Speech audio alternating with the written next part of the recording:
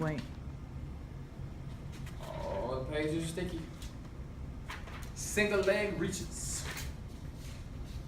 So, you're gonna need a slider, and you may or may not need something to hold on to. So, all of my weight is gonna be in the foot that is not on the slider.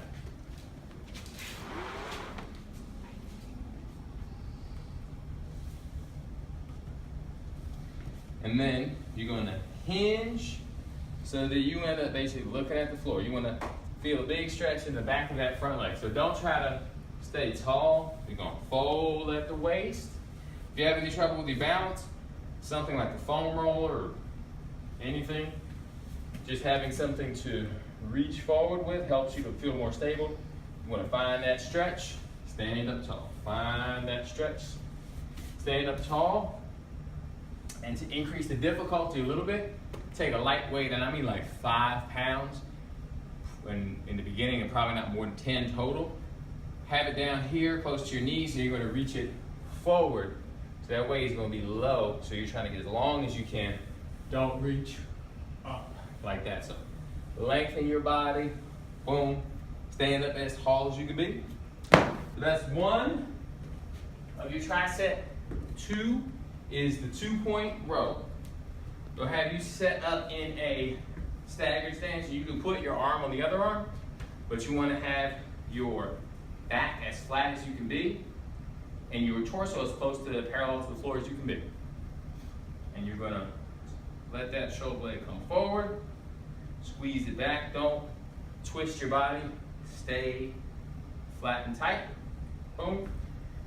That is also gonna be 8 per side. Then it's side plank time. So I like to have pad under my elbow.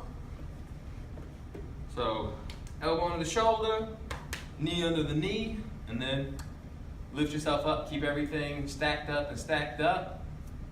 Work your way up to 30 seconds like this. And then when you're ready to bump up the challenge, then you go heel to toe. So remember, the top leg is the top dog, so the top foot is always out in front.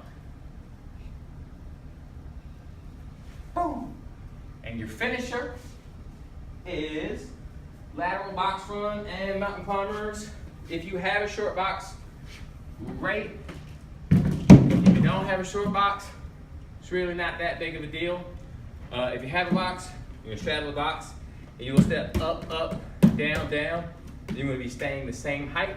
And if you don't have a box, just imagine that you have like a square on the floor, and it's the same deal. In and out, out, in, out, out. So we're gonna do that for 20 seconds.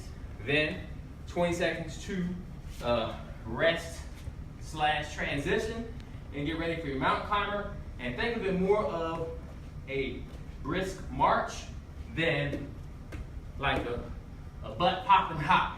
Stay low, stay flat, and really focus on squeezing that back leg. Keep everything flat. So you got that, 20 on, 20 off, 4 sets each. And now, day 3. So we got, first up, reverse lunge. I hope that you like this better than the split squat. So start with your feet right next to each other. The weight stays on the front foot, so you're gonna reach back, almost touch, then all the way together. Reach, boom, keep your weight over the front foot. If you have any trouble with balance or anything, just find something to hold on to. TRX can work nice. I'm not sure if you had that, but foam roller or wall or your elliptical machine, just use that and use your arms as much as you need to in order to keep you balanced and almost touch the floor, but not quite. Then you have combo exercise, a squat and row. So anchor your band around something. The guy says you're anchoring around your elliptical machine. That sounds totally fine. And you do not need a handle. You can always just grab the band itself. So set up like I'm gonna do a squat. So usually that's heels a little narrower than your shoulders, and toes are out 5, 10, maybe 15 degrees. Not like ballet plie, not ramrod straight either, somewhere in the middle. And then sit back like there's an imaginary chair, and then as you stand up, squeeze that shoulder blade back without rotating. So sit in that imaginary chair, stand and squeeze. First couple times, you'll have to find like the halfway point between leaning on the band and being pulled forward. It takes a couple reps to get the balance part. Once you got it, you'll have it. So sit, stand, and squeeze. So we get to work a lot more muscles than with just that row or that squat alone. And then your core for that day is going to be playing with the shoulder pad. So once you start out on an incline, you can use your bench, you can use your bed, a chair, anything that's going to be sturdy. You want to make sure you have your chest over your hands, because if your chest is back here, woo, now you're pushing it away, gets sketchy. So, but if your chest is over your hands, now gravity is helping you because it's keeping whatever you're on pressed into the ground. So scoop those hips under, and you're going to slowly touch that opposite shoulder without letting your hips wiggle around.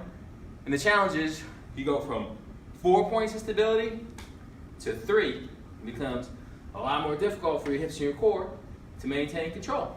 And then after you feel like it's gotten easy on that incline, you're going to do the same thing on the floor.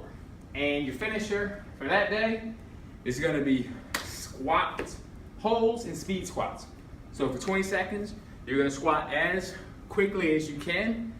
Keep your heels down, push your knees out. Then you got 20 seconds of rest. And then you get to hold the squat. Don't be this low. You just, whatever the depth is that you can hold, it should burn, it should not hurt. 20 seconds, you're gonna get to do 3 to 4 rounds of each one, and that's A, B, and C. Hold on. Action. Action! Hi, Jenny. Hi, Jenny. Happy Memorial Day, and welcome back from Germany.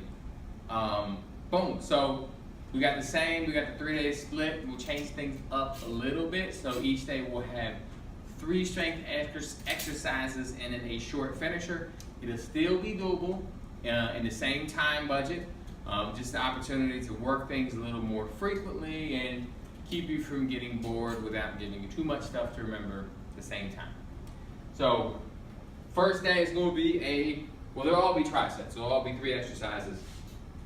First day is going to be step-ups, alternating floor press, and then a farmer's walk. So for a step-up, I have this box. You don't need to have this box. You need something sturdy. Even a stair in your house will work to step up and down.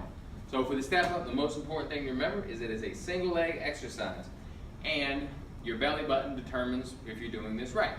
So you want to shift yourself forward so your belly button's over your foot, because if your center of mass is over your foot, then this hip and the muscles in your thigh can do the work. If not, then it tends to be kind of something wrenching that throws you off balance. Isn't that nice for your knees? So just keep your belly button over your foot on the way up, and then keep your belly button over your foot on the way down, and then this foot won't make any noise. So bad step-ups are loud, good step-ups are quiet, like we wish our children would be. Make it harder. You can make it higher and or add some extra weight. Dumbbell or a kettlebell. Up here in the goblet position, elbows locked in tight. So that's the step up. Then, while your leg is recovering, we get to work your upper body to do an alternating floor press. So the rest position is up. So get both those dumbbells up in the air, and these weights should be harder like this time around, so we're only doing 8s, not 10s. So you can lift a lot more for 8 than you can for 10. So they both go up, one comes down and goes back up, so we're getting a little extra shoulder and upper back stability work. So boom, that up arm has to stay straight. Oh yeah, for getting up dumbbell safely, put them on the legs, pull your knees in, and then lay down. And when you're done, put your elbows on the floor, and then put the dumbbells down. Don't try to sit up with them or flop them out like that. Boom. And then the single arm suitcase farmer's walk, which is kind of like a walking side plank. So you're gonna have a weight that is heavy enough that it's difficult to stand up perfectly straight. So this weight wants to lean me this way. I'm gonna use the muscles on the other side of my body to not let that happen. And you're gonna walk just around for 30 seconds, doesn't matter where you walk, just don't fall down. Boom, 30 seconds on that side, 30 seconds on the other side, and you wanna keep a small gap between the kettlebell and your thigh. Does not need to be out here, but just don't hit yourself in the leg. That's the first day strength. Your finisher for the first day, since you have an elliptical, get a mile done as quickly as you possibly can. And that's your whole finisher. So the faster you go, the sooner you're done.